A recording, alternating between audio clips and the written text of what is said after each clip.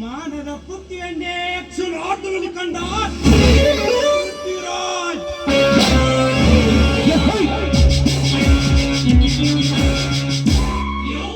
ನಮ್ಮ ಸೃಷ್ಟಿಯನ್ನೇ ಬುಡಮೇಲು ಮಾಡುವ ಅದ್ಭುತ ಶಕ್ತಿ ಪಡೆದಾನೆ ಈ ಪೃಥ್ವಿರಾಜ.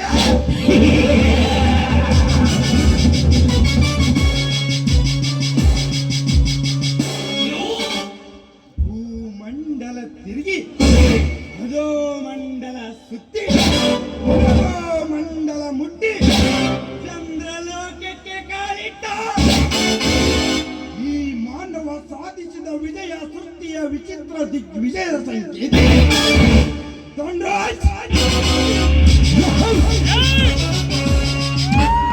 ಪೃಥ್ವಿಯನ್ನೇ ಪ್ರಳಯ ಬರಬಲ್ಲ ಈ ಪೃಥ್ವಿರಾಜನ ತಂದೆ ಜೊತೆ ಆಟವಾಡಿ ಸರಸದ ಸ್ನೇಹದ ಹಸ್ತವನ್ನು ಚಾಚುತ್ತೇನು ಎಂದು ಹೇಳಿ ಮಾತು ಕೊಟ್ಟು ವಿರಸದ ವಿಷದ ಬೀಜ ಬಿತ್ತಿದೆಯಾ?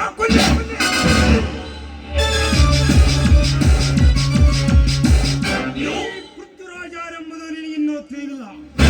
14 ವರ್ಷಗಳಿಂದ ನೀನು ಮಾಡಿದ ಕರ್ಮ ಕಾರ್ಯಕ್ಕೆ ನನ್ನ ಮನೆತನವೇ ಸರ್ವನಾಶವಾಯಿತು.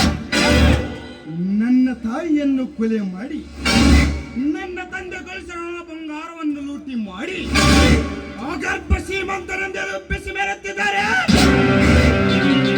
ಆ ಧನರಾಜಗೂ ಅವನ ಮಗಳು ಸೌಂದರ್ಯ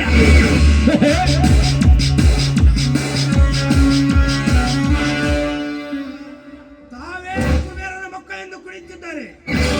ಹೀಗೆ ಕುಡಿಯುವವರ ಹೆಜ್ಜೆಯನ್ನು ತಪ್ಪಿಸಿ ಮರಳಿ ನನ್ನ ಆಸ್ತಿಯನ್ನು ನಾನು ಪಡೆಯಬೇಕಾದರೆ ಆ ಧನರಾಜ್ ಫ್ಯಾಕ್ಟರಿಯ ಮಿಲ್ ಮ್ಯಾನೇಜರ್ ಆಗಿದ್ದುಕೊಂಡು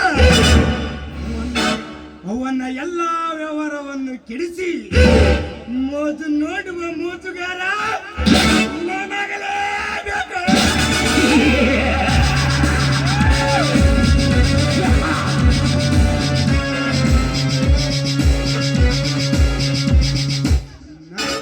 ಕೆಲಸವನ್ನು ನಾನು ಮಾಡಿ ದಕ್ಕಿಸಿಕೊಳ್ಳಬೇಕು.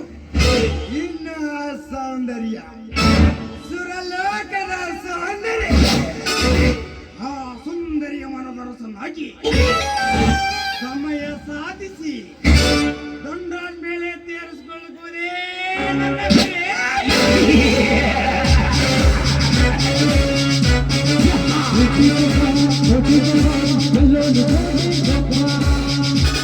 ನನ್ನ ವಂಶವನ್ನೇ ನಾಶ ಮಾಡಿದ ಅವನ ವಂಶವನ್ನು ಮಾಡದ ನಾನು ಬಿಡಲಾರೆ. ಕೌರವರನ್ನು ಸರ್ವನಾಶ ಮಾಡಿ ತನ್ನ ಬಂಧು ಬಾಂಧವರ ಆತ್ಮಕ್ಕೆ ಶಾಂತಿ ನೀಡಿದ ಆ ಮಹಾಭಾರತದ ಶಕುನಿಯಂತೆ ನಿನ್ನನ್ನು ಯಮಲೋಕಕ್ಕೆ ಅಟ್ಟಿ ಮೆಟ್ಟಿಸುವೆ. ಈ ನಿನ್ನ ಶ್ರೀಮಂತಿಕೆ